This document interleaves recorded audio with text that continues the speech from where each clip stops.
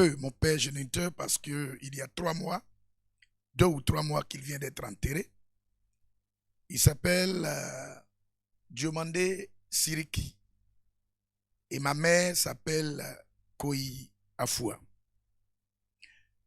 Je suis 4e enfant du côté de ma mère et 5e enfant du côté de mon père. Mais par la force des choses, aujourd'hui, je suis l'aîné. L'aîné parce que tous ceux qui m'ont précédé ont été rappelés à Dieu.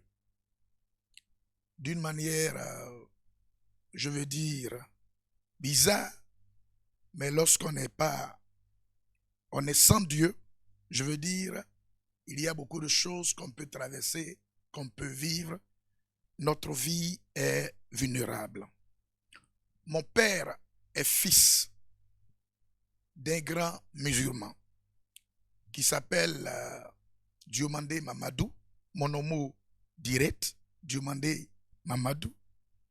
Je porte directement son nom qui, lui, vient de Danané. Et plus tard, nous avons appris qu'il a des parents provenant de Zoré-Corée, frontière Côte d'Ivoire-Guinée. Nous n'avons pas connu trop, personnellement, moi, je n'ai pas connu mon grand-père, mais il nous a été rapporté qu'il était un grand musulman. Mon père a suivi la religion de son père, monsieur Diomandé Mamadou. Et donc, naturellement, nous sommes nés dans la religion musulmane. Mon père m'a initié très tôt à l'islam. Après ma naissance, on m'a informé que j'ai été baptisé au nom de l'islam. Nous avons grandi dans cette ambiance. Ma mère s'appelle Koi Afua, elle est Agni. Elle vient du Morono, précisément de Brouakbaoussou. Mon père aussi a sa mère qui est Agni, qui vient de Bongonou et précisément d'Akakro. Et comme dans le temps, dans l'histoire du peuple Agni, lorsque tu maries une femme Agni, tu es obligé de rester avec le peuple pour faire toute sa vie, donc ta vie plutôt. Et donc le grand-père, le père de mon père est resté dans la région. Et c'est de là que mon père et ses frères, ses sœurs sont nés. Et le grand-père est décédé par la suite, enterré dans la région. Nous n'avons pas bien connu le grand-père, mais voici un peu ma biographie. Ma mère a aussi, je ne pense pas, elle a essayé, mon père l'a introduit dans l'islam, mais elle n'est pas allée en profondeur. Leur séparation rapide a fait que nous avons été dispersés rapidement. J'étais chez l'un des grands frères de ma mère, grand frère paternel, jusqu'à ce que je croise le Seigneur. Pour l'heure, voici un peu ma biographie, aussi où je suis né, qui est mon père et qui est ma mère et de quelle région je viens. J'ai grandi à Bongonou. On n'a pas eu la chance de connaître trop bien Kouma et de connaître aussi Zoré-Corée. Et nous avons passé tout notre temps dans le Morono. Voici un peu présenter votre humble serviteur. Alors, merci, pasteur. Il faut encore rappeler aux éditeurs que nous sommes au Temple Bethel à Nmombo, non loin de la pharmacie Roma. Donc, c'est, on va dire, on dira pas que c'est le siège, puisqu'on sait qu'on va aller à une autre dimension, si je peux le dire ainsi. Donc, je rappelle aux éditeurs que pour tous ceux qui ont des questions... Le siège provisoire. Merci, pasteur. Donc, le siège provisoire. Donc, pour tous ceux qui nous prennent en cours, si vous avez des questions, vous pouvez les rappeler au service des multimédias qui vont nous les transférer pour que nous puissions les poser au pasteur. Aujourd'hui, c'est une émission qui va nous permettre de connaître qui est notre Père, par où il a commencé, comment a été son appel jusqu'à aujourd'hui. Donc, nous allons aborder le thème avant la conversion. Donc, pour demander à notre très cher Père, comment a été votre vie avant la conversion? On va d'abord parler de l'enfance. Ok, merci Sandrine Desmains. Je tiens à dire que dans l'environnement et dans l'ambiance que nous avons connue très tôt dans notre enfance, on n'a pas eu la vie facile. Parce que j'ai fait le CP1, la classe de CP1, avec la grande sœur de mon père. Et CP1 et CP2, après, j'ai vécu avec ma mère pendant 2 ans, du CE2 au CE1, au CM1, autant pour moi, j'ai vécu avec la petite sœur de mon père, qui elle était bien, elle était très bien, mais elle avait plusieurs enfants et les conditions de vie n'étaient pas faciles. Et nous avons vécu difficilement ensemble, très enfants, ce qui fait que j'ai été écarté beaucoup et très rapidement de mes parents biologiques. Je n'ai pas trop vécu avec eux. C'est vrai qu'au départ, dans l'enfance, mon père s'est attelé à m'inculquer la religion musulmane, à m'enseigner, mais le fait de ne pas vivre avec lui et vivre avec la famille biologique a beaucoup agi sur moi, les difficultés, les problèmes. Et très tôt, le divorce s'est passé en 85. Ma maman nous a pris après le divorce et nous a envoyés chez elle. Chez elle, et c'est là-bas que nous avons passé la plus grande partie de notre vie. Je me souviens bien, en 85, quand ma maman nous a amenés chez elle, elle a appelé son oncle, grand frère à sa mère. Un soir, elle lui a dit, mes soeurs, mes frères viennent d'Abidjan, ils viennent de la ville, ils t'apportent beaucoup de choses, de l'alcool, tout ce que tu veux et plus de l'argent. Mais moi, je suis allé me marier, le mariage n'a pas marché, je suis retourné en famille avec des enfants, alors je n'ai pas d'argent pour te donner, je n'ai pas de bien pour te donner, mais ce sont des êtres humains que je viens te confier. Et au grand-père de rétorquer en disant, tu as envoyé le plus grand des biens en me confiant des êtres humains, des enfants. Et donc, j'ai vécu entre la grand-mère, la mère de ma mère et le grand frère de ma grand-mère, jusqu'à ce que l'un des grands frères de ma mère, grand frère paternel, vienne me prendre parce qu'il était instituteur et nous avons parcouru un peu la Côte d'Ivoire.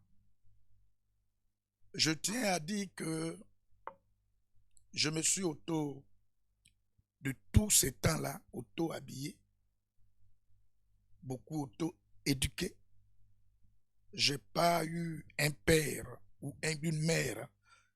Bien que les deux vivaient, je n'ai pas vécu avec eux très longtemps. Alors, je me suis auto-éduqué. Oui. Et je n'ai pas eu la vie facile. Ça, c'est vrai. Jusqu'à ce que l'appel, la conversion plutôt, vienne me trouver. Voici un peu l'enfance. L'enfance, contrairement à d'autres enfants, j'ai vécu pêle et mêle avec Effectivement, des hommes généralement, et des on dit dans ce genre de cas, on est un enfant renfermé.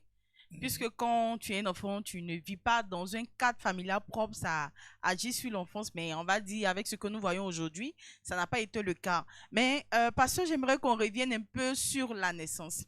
Oui. Sur la naissance, parce que généralement, quand une étoile naît, bien sûr, ici je vais parler de Jésus, je vais parler de Moïse, il y a quand même un témoignage qui accompagne cette naissance. Et il faut dire que vous êtes une étoile pour nous. Et j'aimerais savoir ce soir, est-ce qu'il y a un événement marquant lors de votre naissance ou avant, un témoignage, un songe, une histoire? Parce que je me rappelle qu'une fois, vous nous avez dit que votre père était allé consulter à plusieurs reprises et on lui a dit, cet enfant-là va servir Dieu. Donc, ça ne sert à rien de continuer dans ce que vous faites. Franchement, on aimerait en savoir plus, pasteur. Ouf, ça c'est une histoire. Ok. Ma naissance s'est passée un peu extraordinaire. D'accord. Je veux dire un peu anormal. Parce que ma grande sœur était déjà née. Elle ne marchait pas encore. Ok. Par moments, les gens ont cru que nous étions des jumeaux et qu'elle m'a dévancé largement avant que je ne vienne. Donc, à cette période, mon père ne pensait pas que sa femme pouvait tomber enceinte. Il était avec une autre femme, puisque mon père avait 4 femmes. Ok.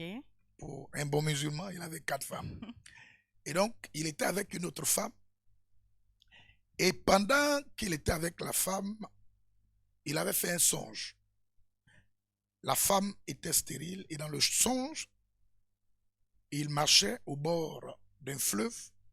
Il a dit la mer. Et il avait vu des hommes blancs assis non loin de la mer à la plage. Il a vu un enfant sur une table.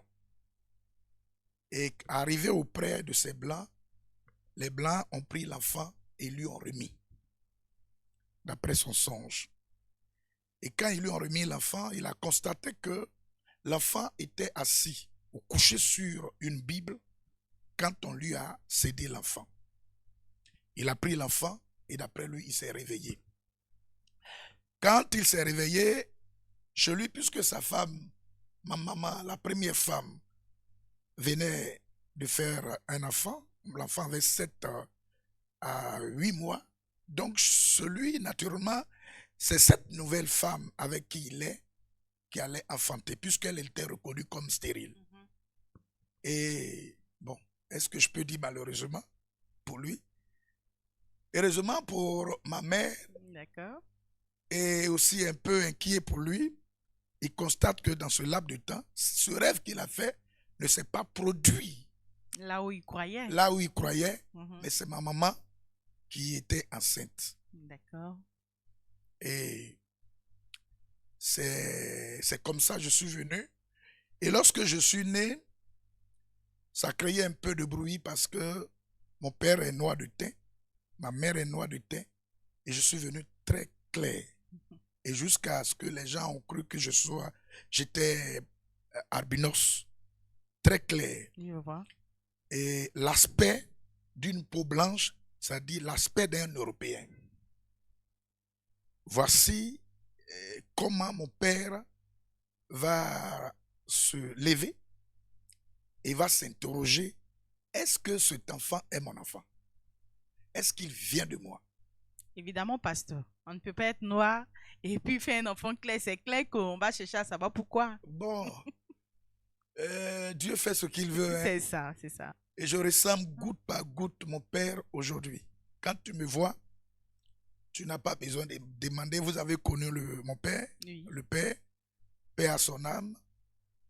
On se ressemble goutte par goutte. Donc, c'est dans sa recherche de savoir si je suis vraiment son fils qu'il est tombé sur un marabout qui lui a dit, c'est vraiment ton fils. Et si tu veux savoir que c'est vraiment ton fils, tu vas faire son second.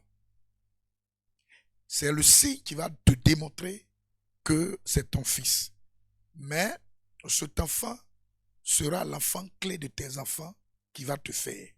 C'est ce qu'on lui a dit. Et le 7e enfant de ma mère est identique à moi. Même teint, même visage. La différence, c'est la taille. Ah oui, on peut le confirmer parce qu'il est membre de la sécurité de notre église. Voilà. Il faut dire que vous vous ressemblez, on va dire. On Oui. sait que c'est le grand frère et le petit frère. Donc, ça a été là la confirmation, on va dire. C'était là la confirmation de ce qu'un féticheur avait dit. Oui. On pourrait dire que le Seigneur l'a utilisé pour donner un message. S'il a parlé à un âne, C'est ça? c'est pas. Donc, il le a Seigneur parlé l'a aussi à utilisé. un occultiste comme Balaam. Et c'est pas à un marabout qu'il C'est peut pas clair, il parler. fait ce qu'il veut. Il touche qui il veut. Voilà, c'est comme ça notre Seigneur est. Et oui, pasteur, c'est vrai. Je suis toute heureuse d'en savoir plus. Et je suis sûre que nos internautes ont envie d'en savoir plus. Et moi, j'ai envie de poser la question au pasteur. Qu'est-ce que vous pensez de la famille? De la famille, quand je dis de la famille, je vais parler depuis l'enfance, le vécu. Généralement, quand tu nais dans ces circonstances, il y a quand même un esprit qu'on a de la famille. Est-ce que jusqu'à aujourd'hui, il y a un changement, les esprits sont restés les mêmes? Bon, moi, je n'ai pas eu, comme on appelle, un bon souvenir de la famille. Ça, c'est clair avec ce témoignage. J'ai pas eu un bon souvenir de la famille. Et chez moi, avant que je me convertisse, je me disais à moi que la famille n'existait pas. Parce que avec 4 femmes, avec plusieurs enfants, on ne peut pas sentir l'amour d'un père. Ça, c'est vrai. On ne peut pas connaître un père qui est conscient d'avoir fait des enfants, les aimant, les éduquant et leur donnant l'amour qu'il faut. Je ne le condamne pas, mais tu ne peux pas avoir plusieurs femmes, les aimer ensemble et plusieurs enfants, les aimer de la même manière. Et donc, avant ma conversion, j'avais un souvenir très, très négatif de la famille. J'étais renfermé sur moi. Quand je voyais chez mon oncle sa manière de se comporter envers ses enfants, j'avais envie d'avoir un père auprès de moi, une mère auprès de moi, et aussi vivre ce qu'il vit. Mais malheureusement, cette grâce ne nous a pas souri. Et donc, avant la conversion, j'avais un sentiment très négatif de la famille. Et ce qui fait qu'aujourd'hui, je ne peux pas conseiller la polygamie. Ah oui, il faut le dire. Je ne peux pas conseiller la polygamie. Je ne peux pas, et la Bible d'abord ne me conseille Ne soutient pas, bien sûr. Et donc, je ne peux pas conseiller la polygamie. Et quand je vois des foyers où il y a plusieurs femmes, je me dis que ce que j'ai vécu, ces enfants vivent les mêmes choses. Ce que j'ai traversé, les enfants traversent les mêmes choses. Aujourd'hui, Dieu m'a sauvé. Je vois la valeur de la famille et je m'attelle à être un meilleur père pour mon fils et pour tous ceux avec qui je vis à la maison. Je m'attelle à être un meilleur père parce que si ce côté a raté, on peut avoir des enfants révoltés. C'est ça. Parce que j'étais révolté quand je n'avais pas le Christ. J'étais révolté. Je n'avais pas de bonne idée. Révolté contre mon père. Révolté même contre ma mère. Mais pour mon père était au-dessus. Mais après la conversion, après avoir connu le Christ, j'ai su que ce n'est pas de sa faute. J'ai su qu'il fallait penser à autre chose et aller sur un autre chemin pour mieux voir la famille, l'importance de la famille. Donc, voilà ce que je peux dire sur ce point. Donc, pour dire que c'est vrai que la polygamie est quand même un danger. S'il faut le dire, parce qu'on ne doit pas parler du couple peut-être qui vit la polygamie, mais qui agit fortement sur les enfants. Et je suis tentée de vous poser la question. Au-delà du danger, je dirais que le mot est plus petit. Pour ce que nous avons vécu, oui. Moi particulièrement, la polygamie est au-delà du danger. Quand je vois aujourd'hui des hommes de Dieu conseiller la polygamie, je me demande s'ils ont compris la profondeur des Saintes Écritures. Et nous autres qui sortons de ce lien, de ce milieu, on connaît mieux la tragédie, on connaît les difficultés, on connaît l'ampleur et ce lieu gangréné de plusieurs haines, de plusieurs combats, de plusieurs palabres, de plusieurs difficultés. Je ne comprends pas pourquoi des hommes de Dieu, aujourd'hui tenant la Bible, peuvent autoriser la polygamie. Je vois. Franchement, ça, c'est une vérité, il faut le dire. Et comme l'avait dit, la polygamie aujourd'hui, nous le voyons plus dans plusieurs foyers, mais elle laisse des séquelles. Et pour une société, franchement, c'est clair que ça va agir sur la société. Mais parce que je suis tentée de vous poser la question de savoir quelle a été votre relation avec votre père. Parce que avec tout ce vécu, un père qui n'a pas vraiment été là, qui a douté de ma naissance, quelles ont été vos relations? Je veux parler d'avant la conversion. Est-ce que vous avez eu des moments d'échange où il n'y avait pas du tout de communication? Au fait, par moments, on sentait un bon père quand il revenait à des meilleurs sentiments. Hein. Mais je n'ai pas trop vécu. Le peu de temps que j'ai vécu avec lui, bien vrai que il avait des messages provenant de ces marabouts concernant mon avenir. Il croyait plutôt en d'autres qu'en moi. Déjà que il s'est dit, est-ce que je suis vraiment son enfant, compte tenu de mon teint? Donc, on n'a pas eu de forte relation.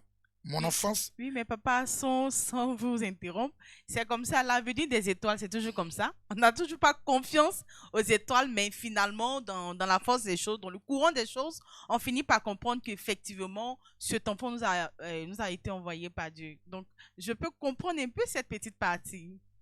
Oui, mais j'ai compris après la conversion. C'est ça. J'ai compris. Et puis, j'ai même mieux compris.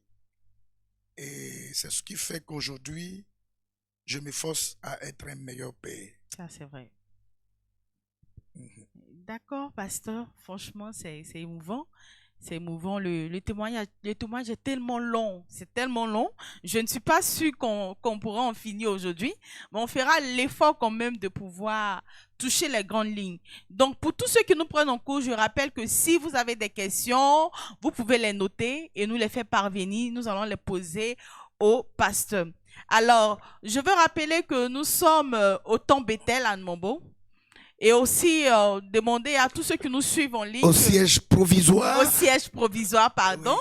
Oui. Au siège provisoire à Nwambo, Makori à Nwambo, à quelques mètres de la pharmacie à Nwambo. Et rappelez aussi que pour tous ceux qui nous prennent en cours, nous avons actuellement au niveau du service média, multimédia, nous avons besoin des appareils. Donc si tu nous suis, que le Seigneur te met à cœur de nous faire plaisir, il y a plusieurs numéros que nous allons laisser en bas. Vous pouvez appeler, vous pouvez faire des dépôts, quel que soit ce que vous pouvez faire. Je vais dire que tout ce qu'on fait pour l'œuvre, qu'elle soit grande, qu'elle soit petite, si c'est convaincu, si c'est poussé par le Seigneur, je pense que ça fera du bien. Et il faut dire que l'équipe du multimédia fait un travail tellement intéressant et il faudrait qu'on puisse les soutenir. Ça peut aller. Donc, pour revenir, je reviens encore au pasteur. J'ai cherché à savoir quelle a été la relation avec votre père, mais j'aimerais savoir quelle a été la relation avec votre mère.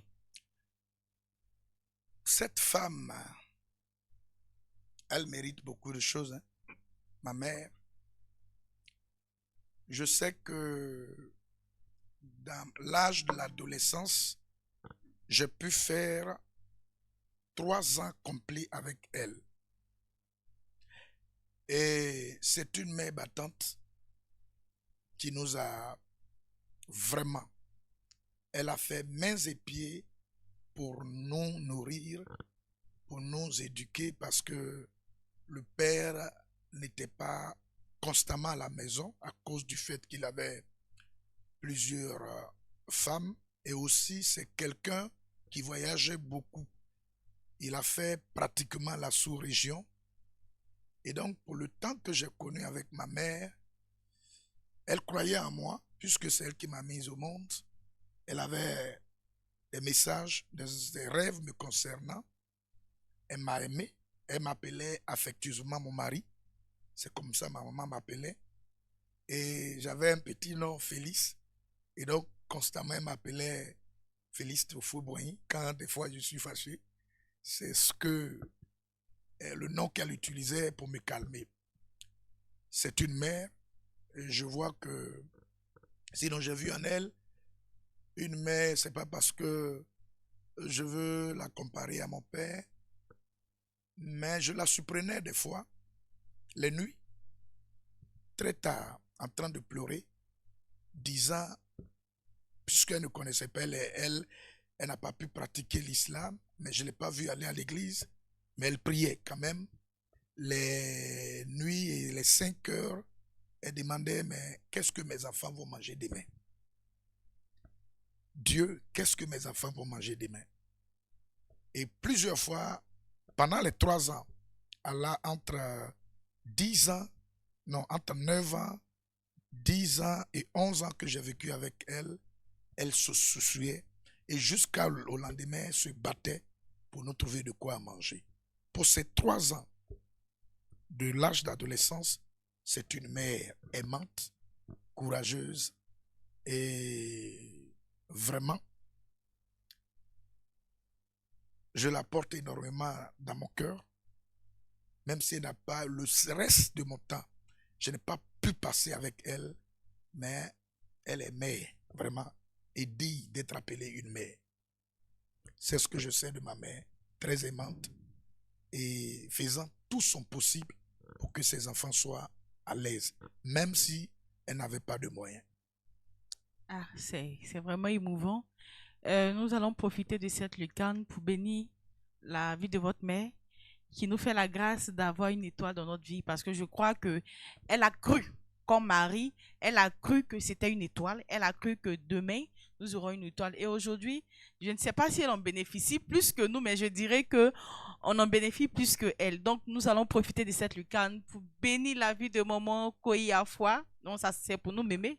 Donc, nous allons bénir la vie de Mémé Koyiafwa. Vraiment, Mémé Koyiafwa, que Dieu te bénisse, qui te donne longue vie, afin que franchement, quel que soit ce que ton enfant deviendra, qu'il soit ta fierté. Pour que tu dises demain que je ne l'ai pas fait en vain. Oui, nous voulons dire, nous voulons reconnaître que c'est une bénédiction pour nous qui sommes sous sa charge, on va le dire, parce que ce ministère, il est pour nous, on va dire, le chapeau spirituel, il faut le dire. Quand c'est bon, il faut dire. Donc, pasteur, vraiment merci. Et je veux encore revenir sur ce Pour point. votre information, elle a 84 ans. Elle va au chant. Ah oui, ça mérite des acclamations, bien sûr. Elle va au chant. Bien sûr. Elle fait ses travaux champêtres tranquillement.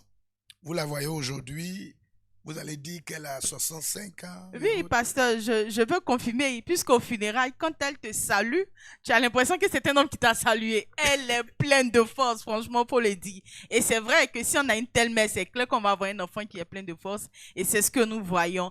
Et pasteur, je veux un peu revenir sur votre relation avec votre grand-mère. Parce que plusieurs fois, pendant les prédications, on entendait parler de ces gens, on entendait parler d'une femme qui vraiment se comparait aux hommes, mais qui est à la brèche pour son petit enfant. Est-ce qu'on peut en savoir plus sur cette relation? Ma grand-mère, la mère de ma mère, des fois je dis que le temps actuel où je suis, j'aurais voulu qu'elle soit là. J'ai vécu un peu longtemps avec ma grand-mère, la mère de ma mère, Amo Kassi. C'est comme ça on l'appelait, Amo Kassi. Sergent, parce que elle avait le caractère d'un homme. Elle éduquait comme un homme. Elle ne cohabitait pas avec le mensonge, l'enfant gâté, et puis elle était vraiment sévère. Mais moi, j'ai vécu avec elle sans qu'un jour elle ne puisse me toucher. Or, elle ne tarde pas à frapper. C'est pendant les vacances, quand je venais de l'école de chez mon oncle, on était tous ensemble. C'est elle qui m'a appris la cuisine. Ce qui fait que Pilé Foutou aujourd'hui ne me dit rien. N'importe quelle sauce traditionnelle africaine, je n'ai pas de secret pour ça. Elle m'a éduqué comme une femme. Cette grand-mère, et jusqu'aujourd'hui, j'ai pardonné à mes oncles et mes tantes, mais j'ai été choqué qu'elle soit décédée, qu'on l'ait enterrée avant de m'informer. Alors que, tellement qu'on était attachés, tout le monde a cru que j'étais son dernier fils. Et même au jour d'aujourd'hui, lorsqu'on dit ma maman est là, mais tout le monde croit, certains dans le village croient que je suis le dernier fils de la grand-mère. Parce qu'on était tous, on était tellement liés. Elle m'a pris comme un enfant qui est sorti de ses propres entrailles. J'ai vécu avec elle, je l'ai aidée dans ses champs. Elle aussi, elle a tout fait et disant à ses enfants de m'aider à réussir. Donc, cette femme, je lui dois beaucoup. Oui. Mais malheureusement, Malheureusement. aujourd'hui où je peux Mhm. lui montrer que je suis son petit-fils, elle a Témoigner. été rappelée à Dieu. Sinon, ma grand-mère, elle est tout pour moi. Mère de ma mère. Oui. D'accord, pasteur. Oui, elle a été tout pour vous, c'est vrai, parce que plusieurs fois dans vos prédications, vous en mentionnez et jusqu'à aujourd'hui, elle a été vraiment cette femme-là qui a été là pour vous. Et moi, je suis tentée de savoir, puisque généralement, on dit quand tu grandis avec tes grands-parents, il y a ce petit côté chouchou où les grands-parents ont l'habitude de chouchouter. Quelle a été votre relation? Est-ce qu'elle était vraiment dure? Est-ce qu'elle était quelqu'un qui était toujours à vos soins? Est-ce qu'elle était quelqu'un aussi d'assez ferme? J'ai jamais été chouchouté. Ça, je ne connais pas. Et elle n'éduque pas comme ça. Je me souviens bien que des fois, je retrouvais au bout de mon pain que je prends pour me couvrir des monnaies, des billets qu'elle attachait pour essayer de savoir c'est quel enfant, quel petit enfant elle a. Mais toujours est-il que j'ai dénoué cet argent, demandant à la grand-mère c'est pour qui l'argent et je savais où déposer. Elle m'a essayé comme ça pendant 1 an pour savoir quelle moralité je suis. Elle a vu un petit-fils clair, direct, qui n'est pas emporté par l'amour de l'argent et qui est bien, comme on appelle, dans l'esprit et dans l'âme. Et donc, c'est par là qu'elle a pu s'attacher, elle m'a aimé, qu'elle a conseillé à l'enfant qui s'arrive à me prendre parce que j'ai un bon comportement et un bon témoignage. C'est-à-dire le grand frère paternel de ma mère. C'est lui, monsieur Koyi Kanga, paix à son âme. Et l'année passée, il est décédé. C'est avec lui que j'ai passé assez de temps. Donc, ma grand-mère, elle m'a aimé, mais elle m'a éduqué sévèrement. Elle ne s'est pas amusée avec moi. Elle n'a pas joué avec moi. Elle ne m'a pas chuchoté. Mais je dis toujours dans mes prêches et avec mon enfant et ceux qui sont avec moi que ces gens de femmes, ces gens de grand-mères sont des grands-mères à aimer et aussi à comprendre leur manière d'éduquer parce que ça me donne beaucoup de, je veux dire, de caractère aujourd'hui. Ça m'aide aujourd'hui dans le ministère. Vous ne pouvez pas comprendre, passer 23 ans avec un peuple sans jamais demander de l'argent à un fidèle, à un responsable, à un travailleur et dire à quelqu'un, voici j'ai tel problème, j'ai tel problème. La base de cette éducation vient de ma maman. Ma grand-mère, autant pour moi. Il faut dire que cette éducation a payé parce Oui. qu'on le voit dans le travail que vous faites. La promptitude, vous êtes strict et vrai, surtout, il faut le dire parce que... Elle était sévère, mais voilà. propre.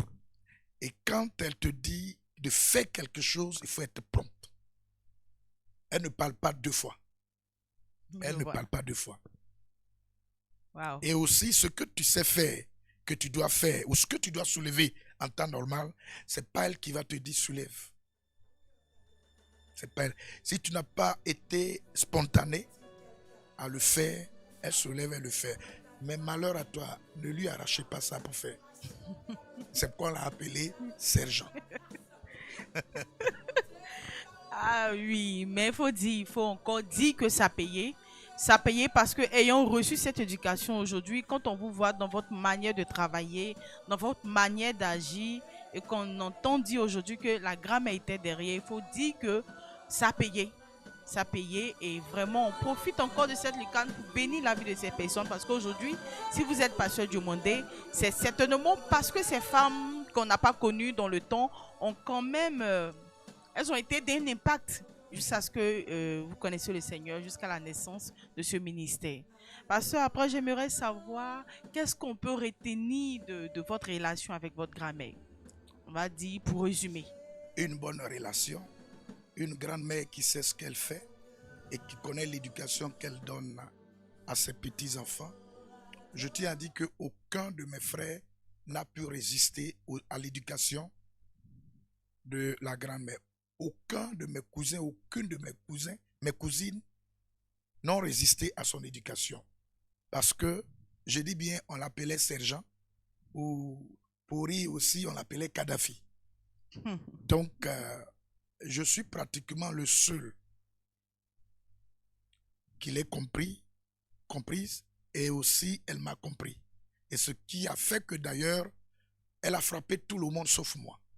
Parce que je comprenais ses signes, je comprenais ce qu'elle voulait, je comprenais ce qu'elle cherchait, et même ce temps que j'ai passé avec elle, j'étais comme l'homme sur lequel elle s'appuyait pour faire ses chants. Faut pas, tu es un homme, faut pas t'amuser à avoir frontière dans le champ avec ma grand-mère. Parce qu'elle est une battante, une travailleuse. Lorsque tu fais frontière avec elle, on va demander, mais le champ qui est là, c'est pour qui? On dit, c'est pour une femme. Tel champ, c'est pour qui? C'est pour un garçon. Tu vas avoir honte. Donc, ma grand-mère faisait tout pour ne pas être en frontière avec quelqu'un, faisait ses chants, et j'étais comme l'homme dans sa vie qui l'aidait à faire ses chants. Donc, ce que je retiens, une bonne grand-mère qui aime la rigueur, qui aime le travail, et aussi qui n'aime pas que quelqu'un demande. La preuve en est que même si elle vient du champ qu'elle n'a pas de feu, elle nous interdisait carrément d'aller prendre des braises ou du feu ailleurs. Et des fois, elle nous disait que ce qu'on vend, ce n'est pas pour sécher. Ou bien, ce qu'on vend, ce n'est pas des choses que, comme on appelle, si tu as l'argent pour payer, il faut payer pour toi, il faut avoir pour toi. Et c'est avec elle, j'ai appris cette expression, bédier, mindier, yédier, c'est pas la même chose. Donc, bédier pour eux, yédier pour nous, amodier pour eux, et puis mindier, c'est pas la même chose au Tiakon. Donc, c'est avec elle j'ai appris ça. C'est pour toi qui est pour toi. Voilà. Il faut dire, je vais encore dire que ça réjaillit et franchement, il faut bénir Dieu. Pasteur, on va aller sur votre cursus scolaire. Déjà, vous avez commencé par étudier où? Ça a commencé où? Ça a continué où? Et ça s'est arrêté où? Donc, déjà, pour commencer par la première classe de primaire, quel a été... vous étiez quel genre d'enfant? Bon, d'abord, le cursus scolaire a été très, très tumultueux. J'ai pas connu une vie scolaire tranquille. Je disais que j'ai fait le CP1 avec la grande sœur de ma mère. Autant pour moi, la grande sœur de mon père. Mais elle est grande sœur, même mère, mais pas même père. Parce que des enfants de mon grand-père, le père de mon père, elle est née. Et donc, c'était une femme cruelle. Je le dis, elle vient de décéder, paix à son âme, cruelle. Et ce qui a fait que, c'est vrai que je passais en classe supérieure de CP1, mais je n'avais pas une vie scolaire correcte. C'est avec grâce que je passais en classe supérieure. Parce que même au CP1, pour manger, c'était difficile. CP2, c'était difficile. Et je n'avais pas tout, je veux dire, les documents, les livres, comme tous les documents, comme tout enfant normal. Et c'est de là, mais aussi je ne doublais pas de classe. J'étais quand même parmi les 10 premiers dès l'école primaire. Et c'est après que j'ai vécu 2 ans, 3 ans avec ma mère et par la suite avec la petite sœur, même père de mon père. C'est vrai que c'était une maman gentille, mais elle n'avait pas de moyens. Donc, elle ne pouvait pas assurer ma scolarité. Je me souviens bien qu'au CE2, j'ai été bastonné par un instituteur. Pas parce que j'avais fait des bêtises, pas parce que je ne connaissais rien, mais simplement cet instituteur m'a botté parce que je venais à l'école avec des kakis déchirés, très déchirés. Il m'avait renvoyé. Je suis allé à la maison. Je suis revenu parce que je ne voulais pas manquer de cours. Je suis revenu avec mes kakis. Je n'étais pas avec mon père ni ma mère. Et donc, je ne pouvais pas, je n'avais pas les moyens au CE2 pour changer le kaki. Donc, à force de revenir 3 fois, il s'est mis dans une colère. Il m'a botté avec des coups de poing copieusement. Ça créait un scandale dans l'école, un grand scandale dans l'école. Mais mon père n'était pas là, ma mère n'était pas là. Et donc, il m'a frappé gratuit. Gratuit. Et ça m'a marqué jusqu'à aujourd'hui. Et ce qui fait qu'au funérailles de mon père, j'avais mentionné heureusement que des élèves de ma promotion, un est venu témoigner qu'il savait. Tellement que la vie était dure, j'étais tellement mince et plat plutôt comme une puce, on m'appelait Éthiopien. On m'appelait Éthiopien parce que la vie était dure. Mais quand même, j'arrivais à bosser. Au CE2, avec cette femme, la sœur de ma mère, sinon de mon père, la petite sœur de mon père, une maladie va me toucher. On ne sait d'où la maladie vient, mais la maladie a touché mes membres supérieurs, mes 2 mains. Comment cette maladie est partie d'elle-même, c'est Dieu ce qui sait. Tous mes mains étaient enflées. Quand je t'ouvre ma main comme ça, vous voyez qu'il y a un changement parce que c'est pas droit. Tous mes bras étaient pliés. Ma main était enflée. C'est un vieux plutôt qui m'a soigné. Il mettait des fers dans le feu pour percer la main enflée. Et j'ai traîné ce mal pendant 3 ans avant que je ne sois complètement guéri. Donc, j'ai fait 3 ans sans aller à l'école. Wow. Donc, ça agit sur les études, ça c'est clair. Ça agit. Et c'est la 3e année que le grand frère paternel de ma mère m'a récupéré. Quand ma mère est allée en 85 chez elle, avec nous tous. Et donc, c'est petit à petit que j'ai été guéri. Et donc, directement, je suis allé au CM1 avec mon oncle. Et de là au CM2. Et en 6e, je n'étais pas extra brillant, mais j'avançais. Mes matières étaient les matières scientifiques jusqu'à ce que, en mi-seconde, mon cycle scolaire s'arrête brutalement à cause de ma conversion. Donc, je n'étais pas un élève super brillant, mais aussi je n'étais pas un élève nul. Donc, voici un peu. C'est en classe de seconde que tout s'est arrêté brutalement à cause de ma foi. D'accord. Parce que je vais revenir rapidement, toujours sur le cursus scolaire.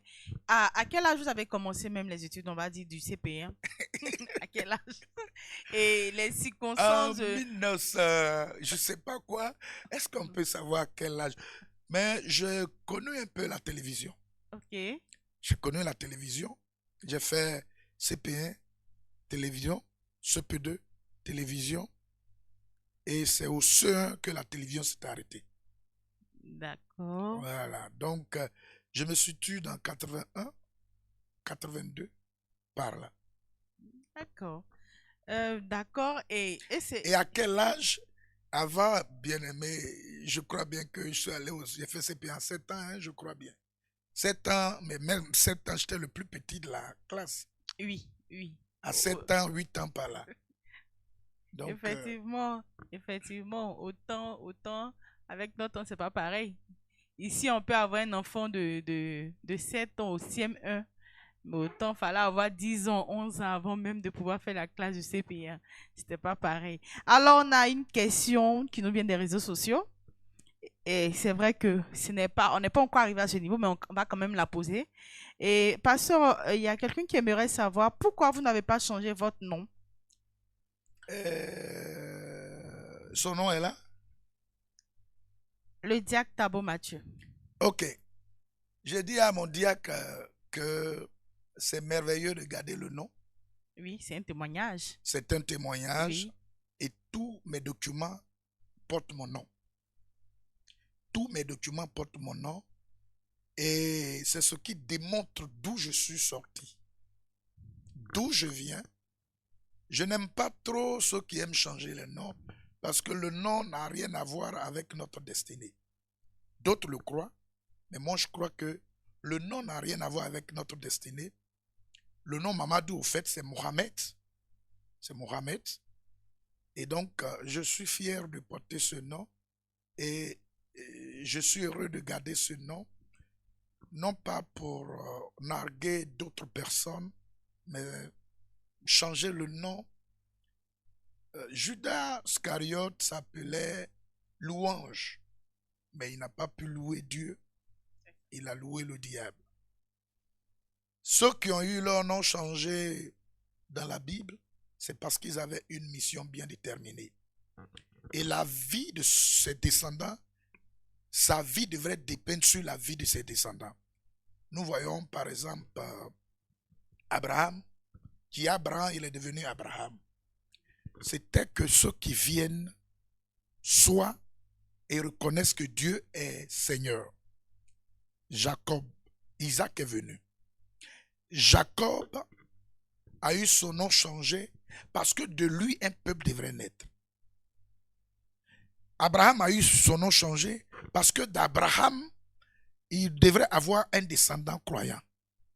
De Jacob, il devrait avoir un peuple spécial pour Dieu. De Sarah, il devrait avoir un descendant légitime, Isaac. Donc, qui a eu son nom changé encore? Paul. Paul devrait être un exemple pour les païens. Alors, de Saul de Tarse, il a porté le nom Paul, petit, humble. En dehors de ça, Joseph n'a pas changé de nom. Moïse, quoique son nom soit donné par des païens, il n'a pas changé de nom. Mais Moïse a réussi ce qu'il devrait réussir. Pour dire que, mon cher diacre, le nom Diomandé Mamadou en principe, mais à l'état civil, ils ont renversé Mamadou Diomandé. Sinon, en principe, c'est Diomandé Mamadou. Et donc, son nom Messier, ça me sied tellement que je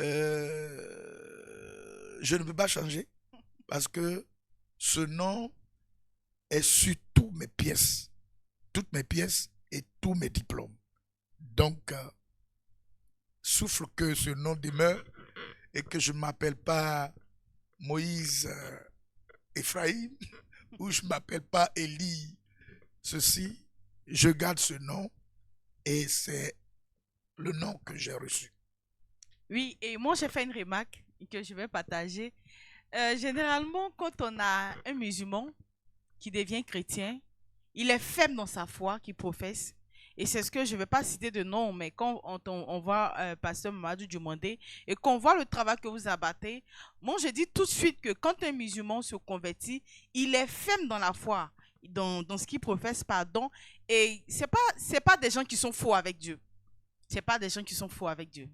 Vous savez ce que je garde de très positif de l'islam, de très très positif de l'islam, c'est la rigueur. Oui. C'est la rigueur. Et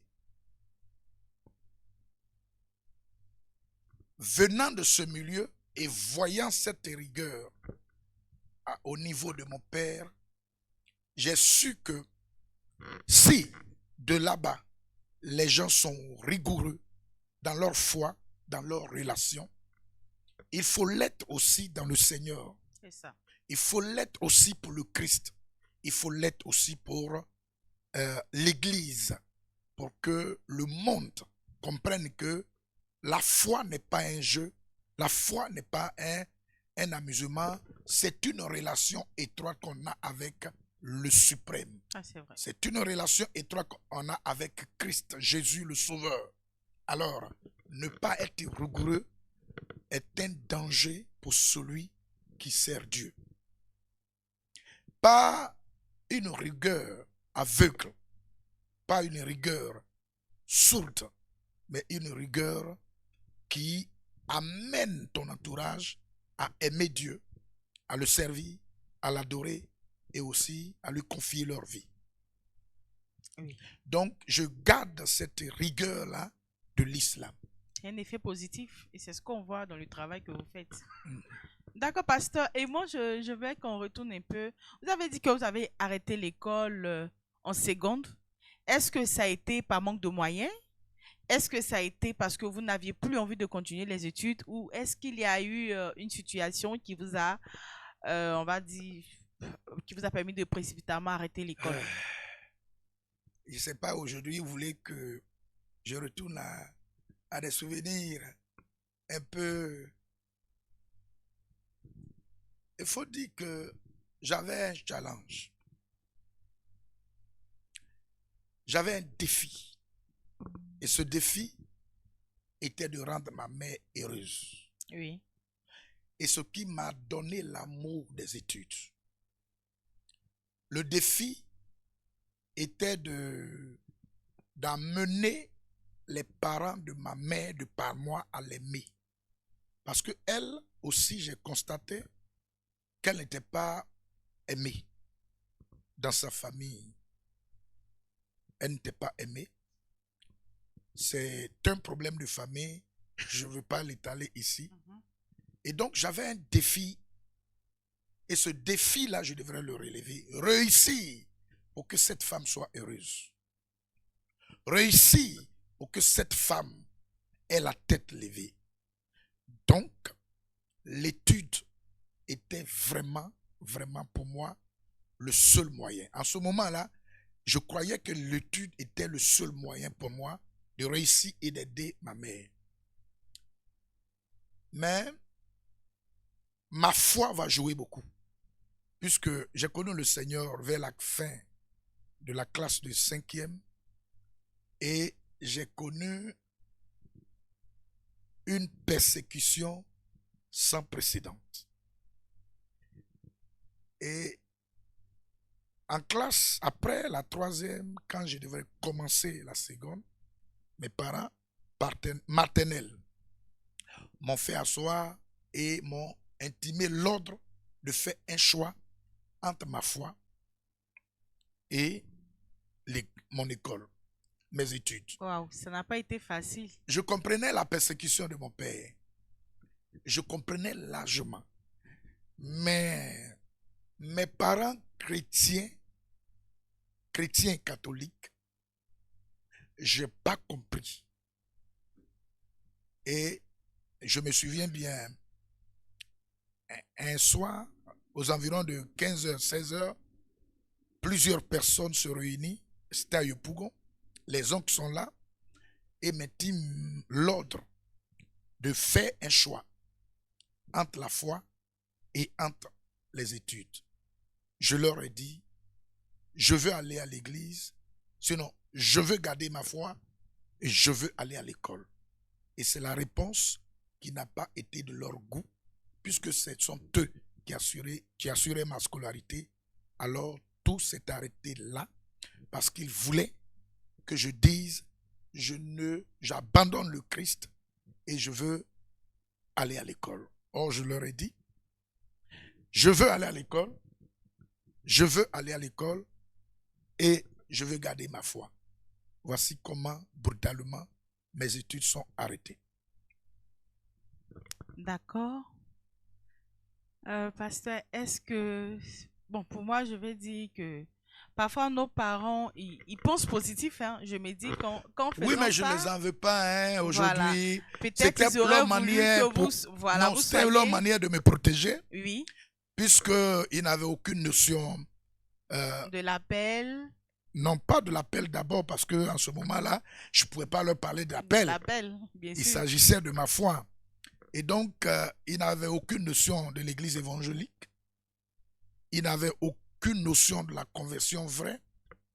Ce qu'ils connaissent, c'est ce qu'ils faisaient. Donc, venir leur dire que voici ce à quoi je crois, voici où je suis, c'était quand même oser et les défier. C'était Surtout oser. qu'ils étaient Des enfants, catholiques. voilà, des parents qui s'occupent de toi. Ton père n'a pas pu s'occuper de toi. Ton père a abandonné ta maman très tôt. Et il y a tout ça là dans leur esprit.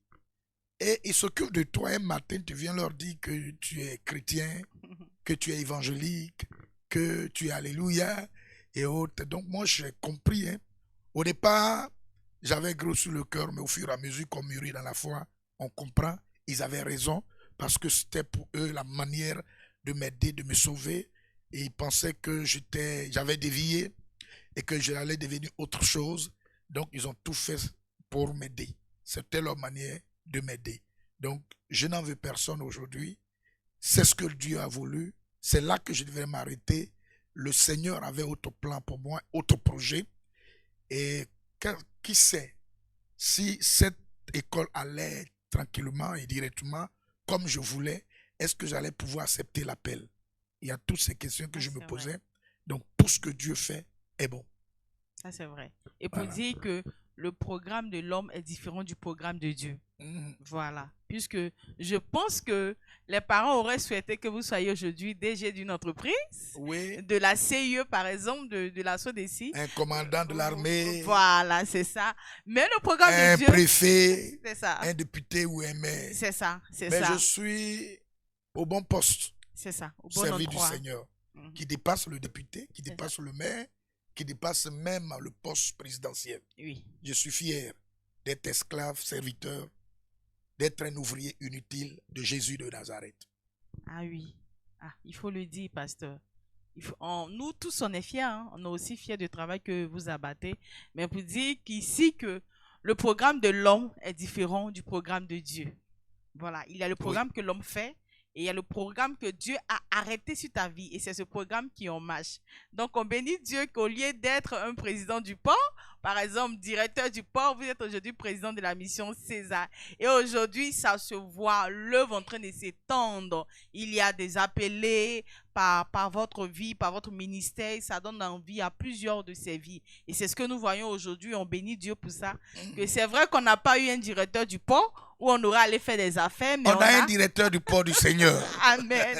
Oui, où on ne peut pas aller faire les affaires, mais dans le milieu chrétien, on a un père, on a un berger, on a quelqu'un qui travaille, on va dire, à chaud, qui ne s'arrête pas. Et on bénit Dieu pour votre vie. Ça a payé, il faut le dire. Et la persécution aujourd'hui, ça a payé. Je dis même la persécution a payé, puisque on le sent dans votre travail. Mais pasteur, je vais revenir encore. Oui, ça a payé parce que ma grand-mère a l'habitude de dire Anani, bedonyo, bekongolele. Bedonyo, bekliwongolele. Quand on te fait souffrir, on te rend sage. C'est ça. Et tous ces vécus m'ont assagi, m'ont mûri, m'ont formé jusqu'au jour d'aujourd'hui.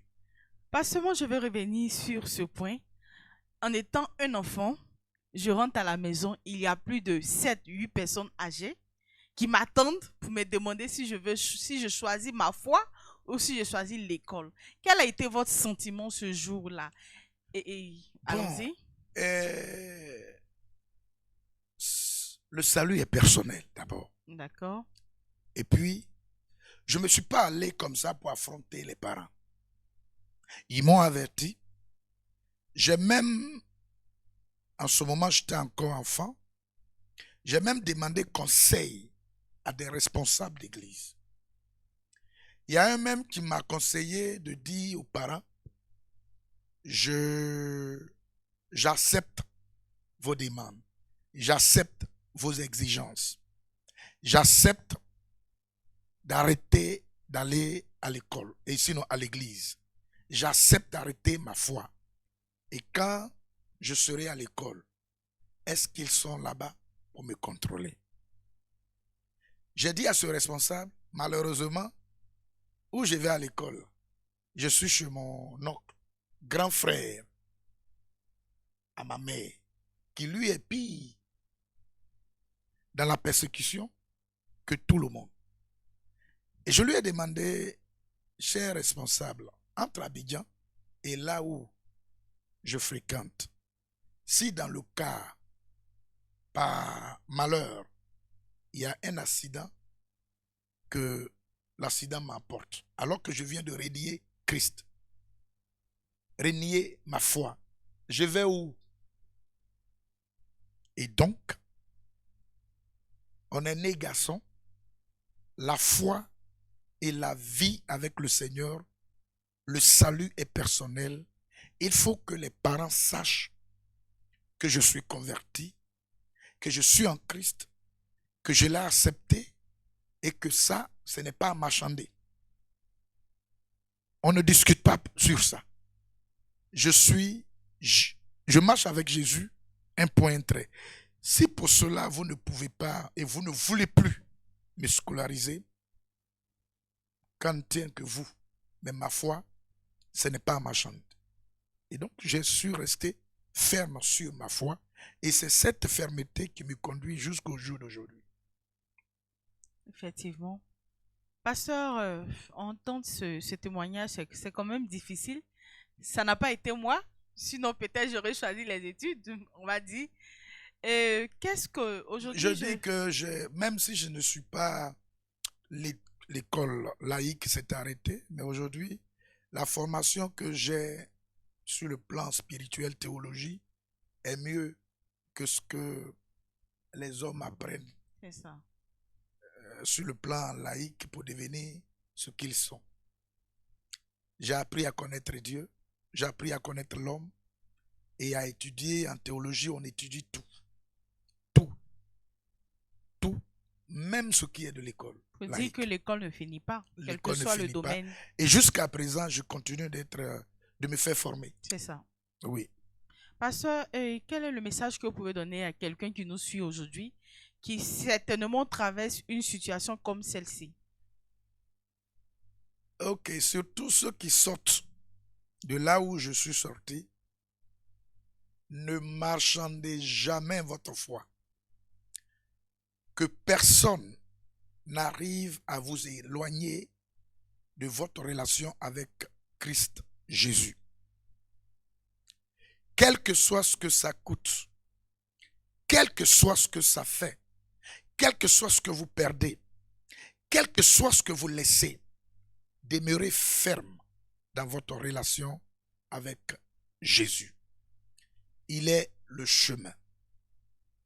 Il est la vérité. Il est la vie. Il est celui qui ôte le péché pour de bon.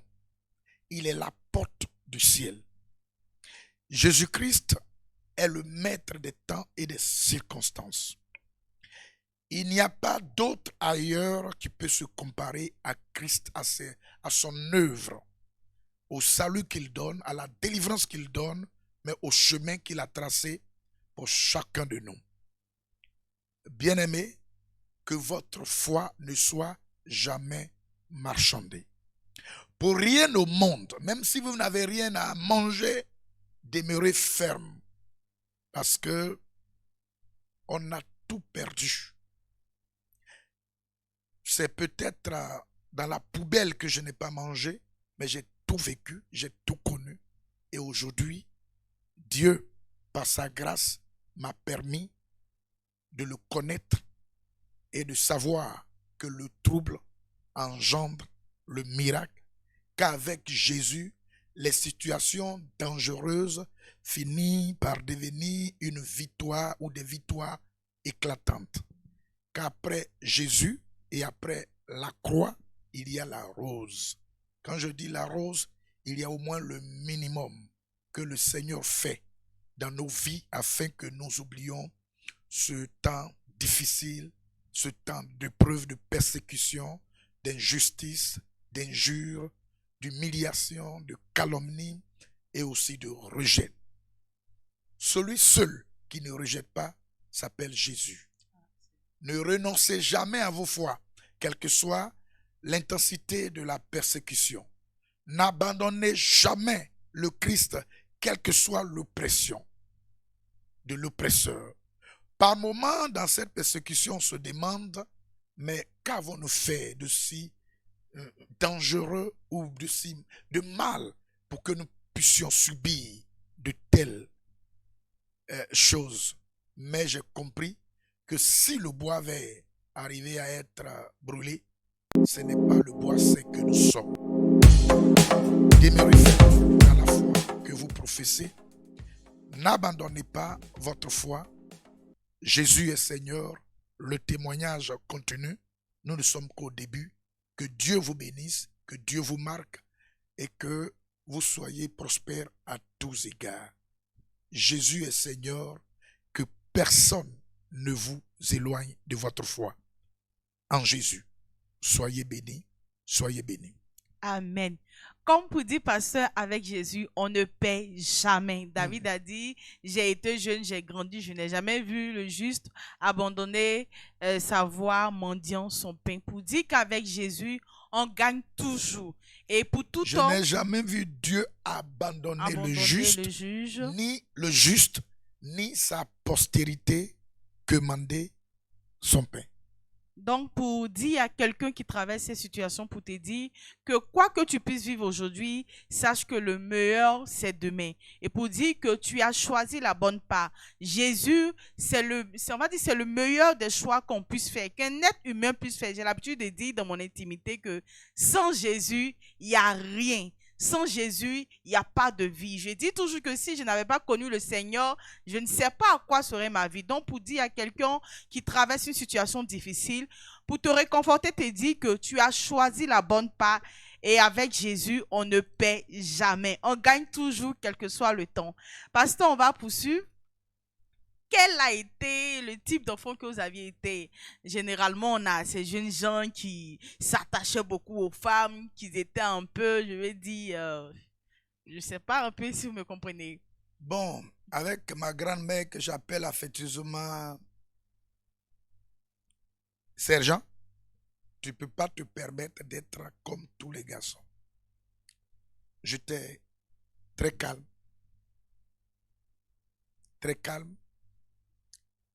et pas timide, mais ce qui a fait que ce que les autres garçons de mon âge ont connu, personnellement, je ne l'ai pas connu. Et jusqu'à mon mariage. Et donc, j'étais très calme, et pas un enfant turbulent. Non. J'avais la tête sur les épaules. Et ça, ma grand-mère et d'autres parents peuvent témoigner. Je n'étais pas brouillon. J'étais un enfant qui avait vraiment pitié de ses parents. Et donc, je faisais tout pour ne pas être un scandale et aussi être un enfant qui apporte des problèmes à ses parents. Donc, je n'étais pas timide, mais aussi, je n'étais pas brouillon, ni violent. D'accord, pasteur, je veux qu'on revienne sur un point. La conversion. La conversion, où et comment, dans quelles circonstances? Bon, est-ce que la conversion peut commencer aujourd'hui? La conversion, c'est un moment que je ne vais jamais oublier. J'ai été converti à une période de Pâques. Je suis allé au village et avec l'une de mes cousines, je venais de la ville où je fréquentais, Bukanda. Et donc, je suis allé au village saluer ma mère, ma grand-mère plutôt, en période de Pâques. Et lorsqu'on est arrivé là-bas, c'est dans cette période que j'ai commencé à m'intéresser aux femmes. Donc, j'avais fait l'avance à une jeune fille de mon village. J'avais tout tracé, c'était un vendredi. Et je me souviens bien, mes cousins, des jumeaux, qui avaient la cellule, envoyé la cellule au village, ils sont venus me voir. Et ma cousine, la fille de mon oncle, a dit à mes cousins, qui sont déjà chrétiens, qui animent une cellule, voyez-le bien, parce que le programme qu'il veut faire aujourd'hui, là, c'est pas bon. Donc, empêchez-le d'aller au bout de son programme. C'est-à-dire la fille que j'ai vue, avec qui j'ai fait, comme on appelle, la connaissance. Et donc, nos programmes étaient tracés sur cette nuit-là.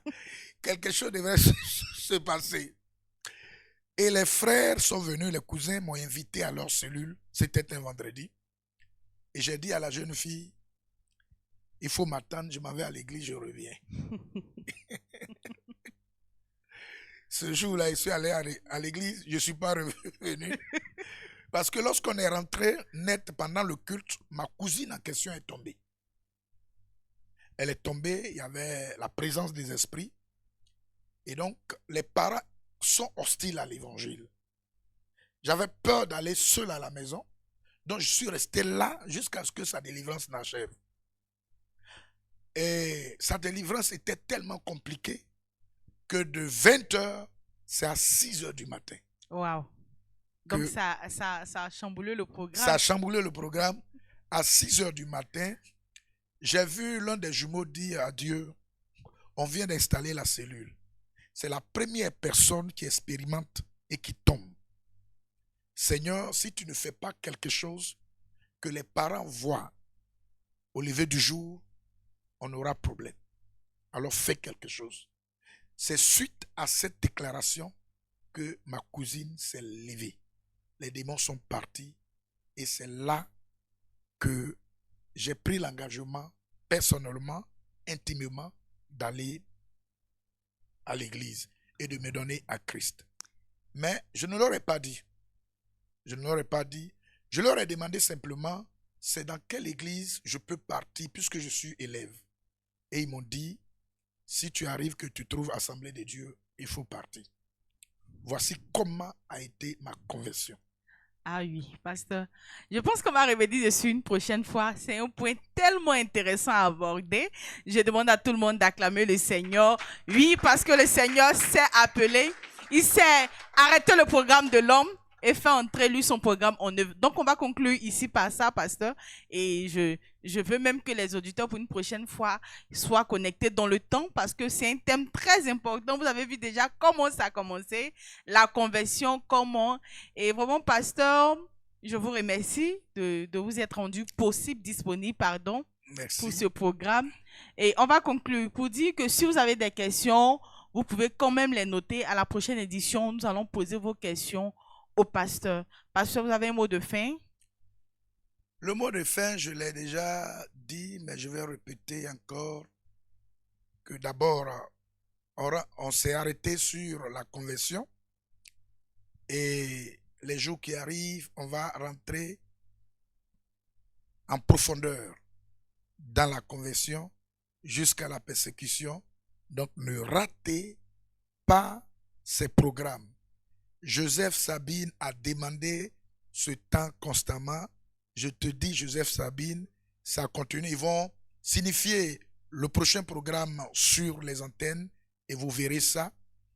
Préparez-vous dans la conversion parce que là-bas, c'est plus émouvant que mon temps avant la conversion. Donc, préparez-vous. Je bénis tous nos auditeurs et tous ceux qui ont été en ligne. Je bénis l'équipe technique. Que Dieu les bénisse. Et tous ceux qui ont la sagesse d'organiser ce moment, que Dieu vous bénisse. Que Dieu vous donne longue vie. Qu'il vous rende prospère à tout égard. À tous égards plutôt. Merci à toi, Sandrine, d'être là aussi, être le porte-parole de tout le monde pour savoir et de creuser. Et à moi pour savoir mon vécu. Dieu te bénisse. Dieu bénit tous nos bien-aimés qui sont en ligne. Je crois bien que ce moment vous édifiera et que vous vous attacherez fortement à Christ. C'est mon mot de fin. Soyez bénis. Dieu vous bénisse.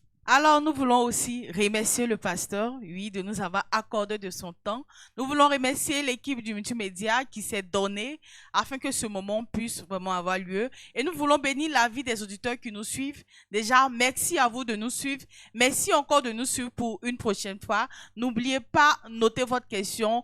Je reviens pour dire que nous étions à l'émission MTTV, mon témoignage avec le pasteur Diomandé. Et je veux rappeler qu'il y a une campagne, voilà, pour ceux qui aimeraient aider l'équipe du multimédia.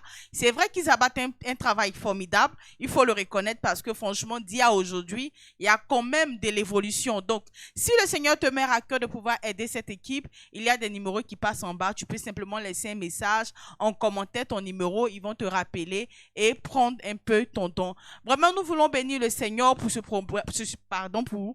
programme qu'il a rendu possible. Merci à la vue de tout un chacun. Nous sommes à la fin, c'est Sandrine demain. Ça a été un plaisir pour moi d'animer ce programme avec notre pasteur Diomandé. On va demander à notre pasteur de prier pour la fin. Merci, Dieu vivant, puissant, fort, digne, élevé en dignité, roi de gloire, maître du temps, des temps et des circonstances. Celui qui a rendu ce moment possible, créateur incréé, alpha et oméga. Seigneur, nous continuons l'émission et c'est toi qui nous assistes, c'est toi qui disposes le temps et les circonstances, c'est toi qui bénis tous ceux qui ont été en ligne. Je crois que tu vas utiliser ces témoignages pour édifier, pour encourager, pour fortifier, pour motiver chacun. Merci pour ton règne dans nos vies. Merci pour ton règne au sein de la communauté évangélique du salut. Merci pour ton règne dans le monde entier, surtout en Côte d'Ivoire. Ton règne en Afrique et la liberté que tu octroies à notre Afrique et aux différents pays composant l'Afrique. Merci, éternel notre Dieu, pour ta grâce, ta puissance. Merci pour tous nos auditeurs. Bénis-les, glorifie ton nom, éternel des armées, et que la force, la grâce, la puissance, la bénédiction nous soient données de ta part. Gloire et honneur te soient dus. Règne à perpétuité et à jamais dans nos vies, dans le monde, au nom de Jésus. Amen. Amen. Soyez bénis.